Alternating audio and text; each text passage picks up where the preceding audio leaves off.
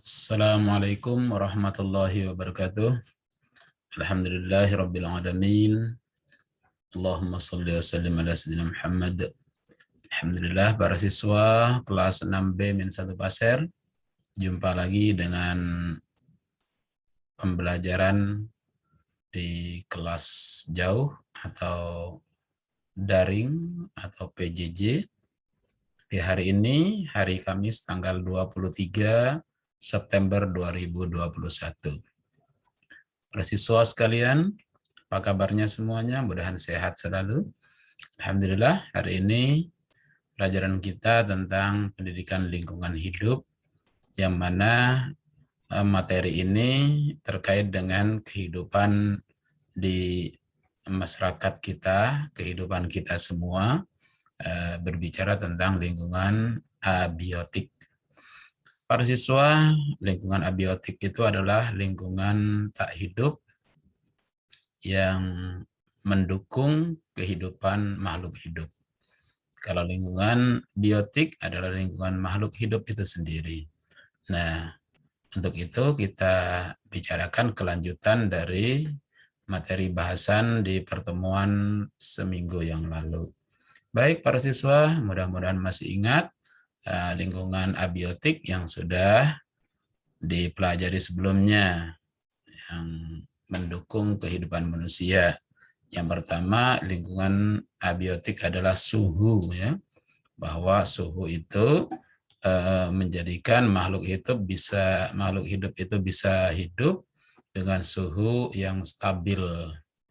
Tidak bisa manusia biasa bisa hidup di daerah kutub dan sebagainya, itu kalau sudah terbiasa di daerah yang tropis atau daerah yang panas.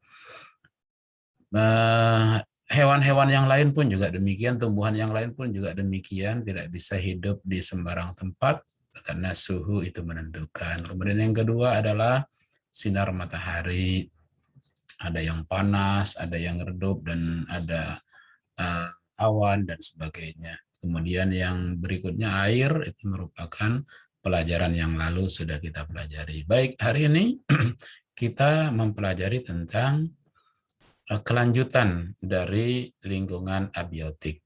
Setelah pelajaran ini nanti, Pak Guru harapkan kalian mampu menyebutkan tentang kemanfaatan dari lingkungan abiotik yang kita pelajari di hari ini. Ya. Baik, kita masuk pada materi pelajaran. Pelajaran kita adalah komponen lingkungan abiotik masih. Ya, Pak Guru agak besarkan dulu. Ya, nih lingkungan abiotik yang mana pelajaran lalu sudah kita pelajari suhu, sinar matahari, air, dan tanah. Ini sudah kita pelajari. Suhu, sinar matahari, dan air. Sekarang kita pelajari tentang tanah dan angin. Ya, untuk pelajaran hari ini tentang tanah dan angin. Apa itu? Di mana bahasan tentang tanah? Ya, kita bicara tentang tanah itu bahwa semua tanah yang ada itu adalah komponen dari komponen abiotik. Tanah itu mati, benda tak hidup. Tetapi dari situ sumber kehidupan. Maka di sini dikatakan bahwa tanah adalah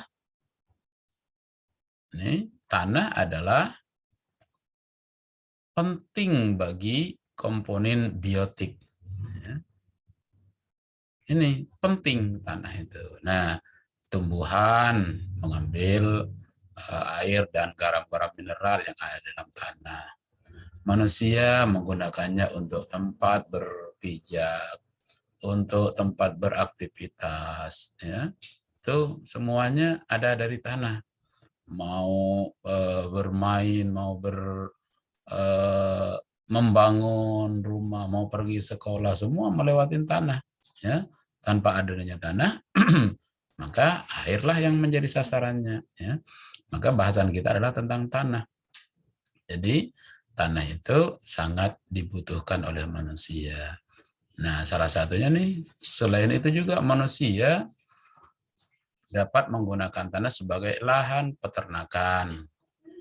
lahan pertanian, pemukiman, perkantoran, perindustrian, pertambangan, dan kegiatan transportasi berkendaraan itu banyakkan yang di atas tanah, ya, permukaan bumi, ya itu tanah. Nah, beda dengan transportasi laut kan ada ya yang tidak menggunakan tanah. Itu semuanya adalah dibutuhkan oleh manusia. Apa penyusun-penyusun tanah? Penyusun tanah itu tanah tersusun dari zat-zat yang ada di dalam tanah itu sendiri. Ada zat udaranya di dalam tanah ada. Ya, udara. Makanya kalau kita menggali tanah itu ada aroma-aroma, itu berarti udaranya ada. Kemudian mineralnya di dalam tanah ada kandungan zat mineralnya. Kemudian airnya pasti dalam tanah itu. Kemudian bahan-bahan organik itu penyusun dari tanah, ya. Zat penyusun dalam tanah. Apa itu zat organik? Zat organik adalah sisa-sisa hewan dan tumbuhan. Hewan yang mati atau hewan membuang kotoran itu. Tumbuhan juga demikian, ada tumbuhan yang langsung mati, ada tumbuhan yang menggugurkan daunnya. Itu namanya zat organik. Ya. Nah, zat organik ini dari bahan-bahan organik maka tanah itu akan menjadi subur. Ya, ada dedaunan, berguguran, kemudian busuk.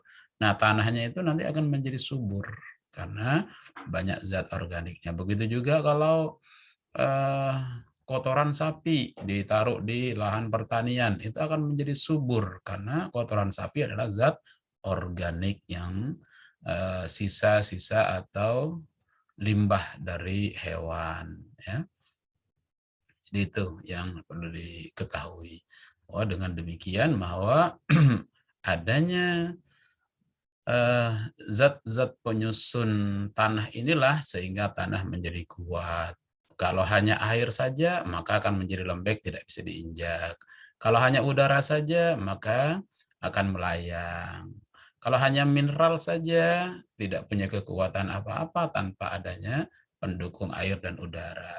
Serta bahan organik saja, ya bau aja. Ya, misalnya kamu menginjak kotoran sapi, kotoran kerbau, itu bau aja. Ya, itu zat organik. Kotoran ayam itu bau aja yang terjadi. Ya, maka bergabunglah mereka di tanah sehingga kita tidak melihat satu persatu dari kesemuanya ini, itu susunan dari tanah. Yang berikutnya kita bicara tentang angin. Angin sebagai makhluk abiotik, makhluk tak hidup. Tetapi kok bergerak? Padahal yang namanya hidup itu bisa bergerak, bisa berpindah-pindah, dan bisa berkembang, bisa tumbuh. Nah, tumbuhnya tidak ada angin. Angin hanya deras dan tidak kelihatan, deras tahunya deras aja, oh ada angin. Kelihatan ada angin karena ada benda yang bergerak. Itu.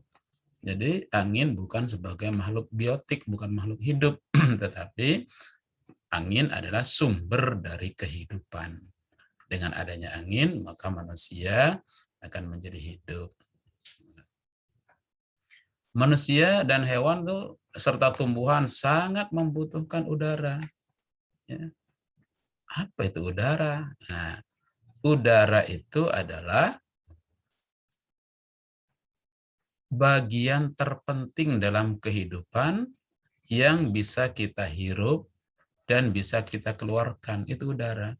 Sedangkan yang bergerak disebut angin. Nah, itu ya, angin. Jadi udara itu banyak udara. Di dalam satu ruangan kita ada udara, tapi tidak kelihatan, tidak nampak warna dan sebagainya. Tapi ketika itu sudah bergerak, maka angin. Ya. Ada yang mengeluarkan angin, nah bau, tercium aromanya. Itu angin. Tapi udara pada umumnya adalah udara adalah bagian dari sumber kehidupan manusia yang setiap saat dihirup dan dikeluarkan. Nah, apa dari angin yang sangat dibutuhkan oleh manusia itu? Yang sangat dibutuhkan oleh manusia dari angin adalah oksigen. setiap hari oksigen. Kalau oksigen itu kita beli harganya mahal sekali, tapi kita syukurilah apa yang telah Allah berikan setiap saat kita menghirup udara tanpa dinilai harganya oleh Allah.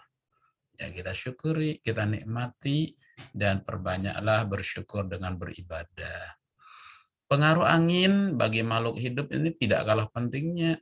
Banyak proses penyerbukan pada bunga, nah, itu dibantu oleh angin.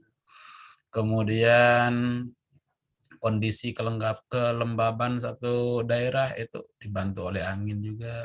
Kadang dingin sekali suhunya itu karena ada angin. Kadang enak sepoi-sepoi berada di pegunungan itu karena ada angin. Ya, angin dapat kita rasakan adanya pergerakan udara. Jadi udara yang bergerak adalah angin. Hembusan dapat kita rasakan pada wajah kita, terasa. Ya. Kita dapat mengetahui adanya angin saat baling-baling bergerak. Kalau kita buat baling-baling bergerak, ada angin. Baling-baling itu bergerak karena adanya angin. Ombak di lautan, kalau kita berdiri di pantai, itu bergerak karena adanya angin juga. Energi angin sangat dibutuhkan oleh manusia. Kalau sudah besar kondisi energinya, maka akan menimbulkan bencana yang luar biasa. Ada puting beliung, itu angin.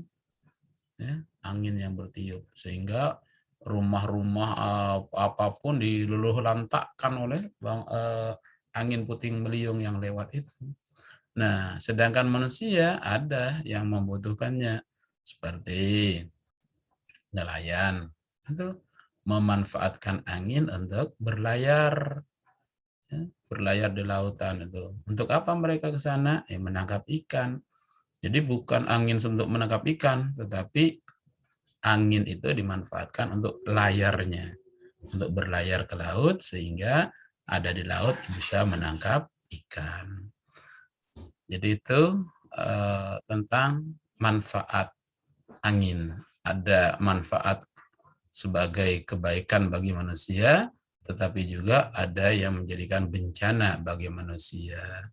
Maka dari itulah ketika kita diberikan manfaat dengan angin, yang salah satunya adalah oksigen, ini harus kita syukuri, kita gunakan sebaik-baiknya, sehingga oksigen yang kita hirup tidak terkotori oleh hal-hal yang tidak baik. Ya. Kita harus selalu berada di daerah-daerah yang bersih sehingga oksigennya itu bagus. Baik para siswa sekalian, pelajaran ini sangat penting untuk kehidupan kita karena ini bagian dari lingkungan hidup kita. Jadi insya Allah manakala kita terus mempelajari dan memahami serta memanfaatkan lingkungan ini dengan baik, insya Allah kita akan merasa aman, tentram, dan damai merasakan lingkungan ini. Ya, kita manfaatkan lingkungan biotik dan lingkungan abiotik, saling ketergantungan di antara makhluk hidup itu juga. Kemudian banyak-banyaklah bersyukur kepada Allah dengan apa karunia yang banyak ini. Demikian dan terima kasih dan sampai jumpa pada pelajaran yang akan datang. Jangan lupa absen setiap hari pagi ya. Kemudian setelah pembelajaran ini kita perhatikan pembelajarannya, kemudian kerjakan tugas-tugas yang diberikan dalam lembar kerja siswa. Terima kasih. Assalamualaikum warahmatullahi wabarakatuh.